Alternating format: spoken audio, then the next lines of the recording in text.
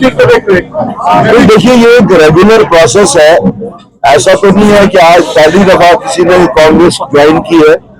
अलबत्ता ये तीनों नौजवान जिन्होंने आज ज्वाइन किया है, पिछले इलेक्शंस में इन्होंने अपनी किस्मत भी आजमाई थी। ये लोग इलेक्शंस में उतरे थे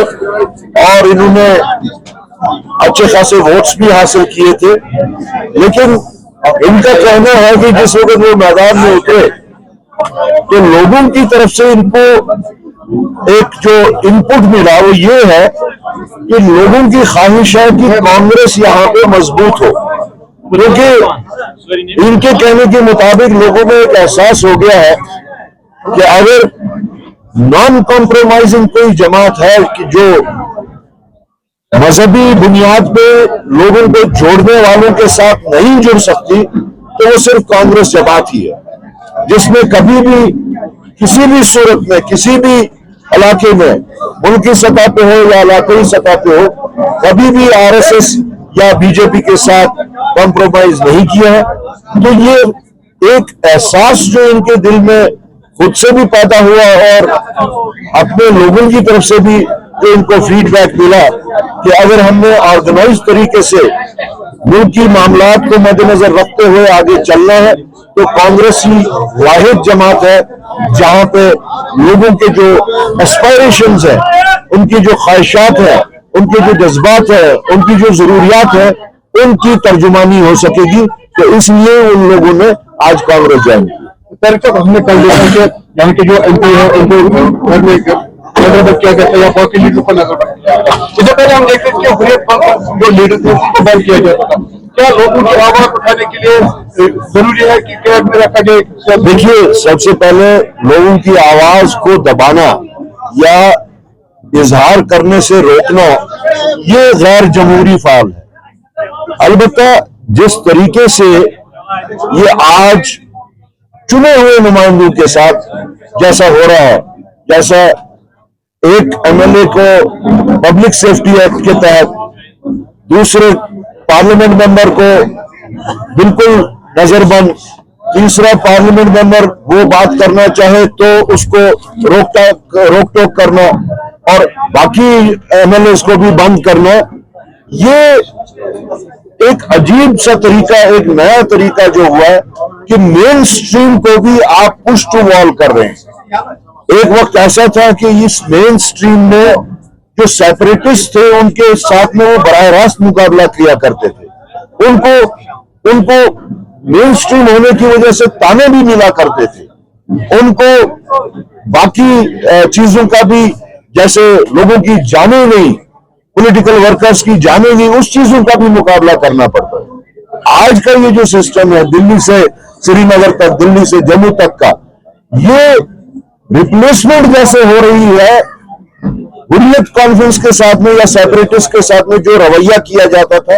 आज वही रवैया मेन स्ट्रीम के साथ में किया जा रहा है, जो एक सही डायरेक्शन में बात नहीं जा रही है। इसके नताइज सही नहीं निकलेंगे। लोगों को बजाय ये कि जो मेन स्ट्रीम को आगे चलाना चाहते हैं, ख्यालात जो है वो मुख्तलिफ हो सकते हैं। सियासत के बारे में कहा गया है सियासत ख्यालात की जंग है, politics is battle of ideas. आज उस वो जो फ्रेज है politics is battle of ideas, उसको रोंदा जा रहा है और उससे यहाँ की जो मेन स्ट्रीम कॉन्स्टिट्यूंसी है उस पर बराह रास्त एक नफ्सियाती असर पड़ सकता है कि न तो हमारी सेपरेटिज्म को सुना जाता था, आज हम मेन स्ट्रीम में रह के बात कर रहे हैं उसको भी नहीं सुना जाता था। तो ये जो दिल्ली से दिल की दूरी का जो उनका जो जहन है, जो बात है, ये दूरी के बजाय ये दूर होने के बजाय दूरी में तब्दील हो सकती है। अगर सभी गाँव के रियासत का दर्जा हासिल करने के लिए अगर हमें जंतर मंतर पर भी प्रोटेस्ट करना पड़ेगा, मैं इन्वाइट करता हूँ लीडरशिप को, वो आए और हम वहां पर बैठे, क्या वहां पर जाएंगे? क्या नहीं, देखिए, जहां तक स्टेटहुड की बात है, अगर आप लोगों ने पूरी तरह से फॉलो किया हो तो हमने तो स्टेटहुड की बात दौरान इलेक्शन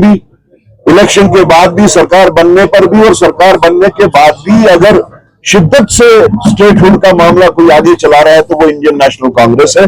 जिसके तहत आपने देखा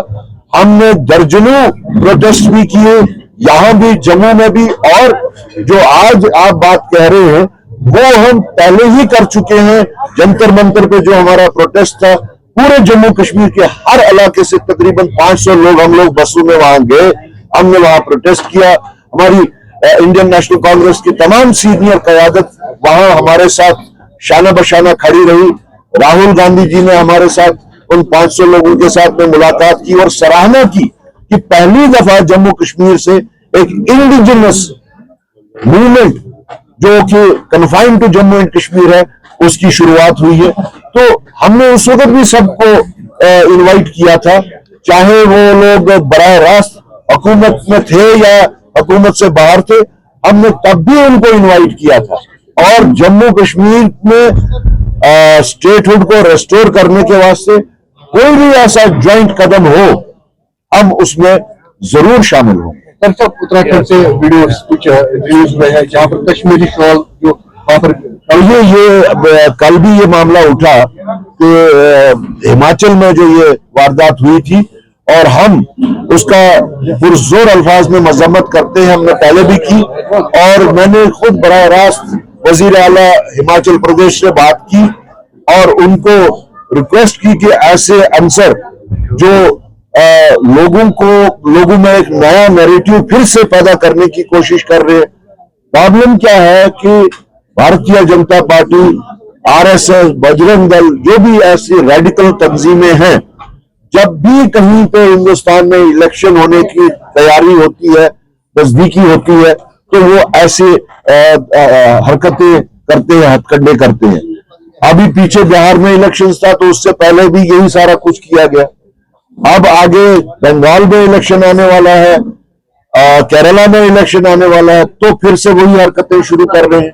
लेकिन मुझे नहीं लगता कि अब आम लोग जो है इनकी इन हरकतों से ज्यादा मुतस्सर होते हैं, जो वो नैरेटिव क्रिएट करना चाहते हैं, कश्मीरी को एंटी नेशनल करार दिलाना, सारे कश्मीरियों को मिलिटेंट करार दिलाना, सारे कश्मीरी अगर बीजेपी की बात को फॉलो न करें या उनकी इक़दामात के ऊपर वो टिप्पणी करे, उनकी क्रिटिसिज्म करे, तो उनको भी वो एंटी नेशनल करार दिलाने की कोशिश किया करते थे। ये हथकंडा उनका जो है अब आहिस्ता आहिस्ता बोसीदा हो रहा है। मैं सलाम करता हूं उन सिविल सोसाइटीज को जो मुल्क भर में ऐसी हरकतों के खिलाफ जम्मू कश्मीर के जितने भी हमारे लोग, चाहे वो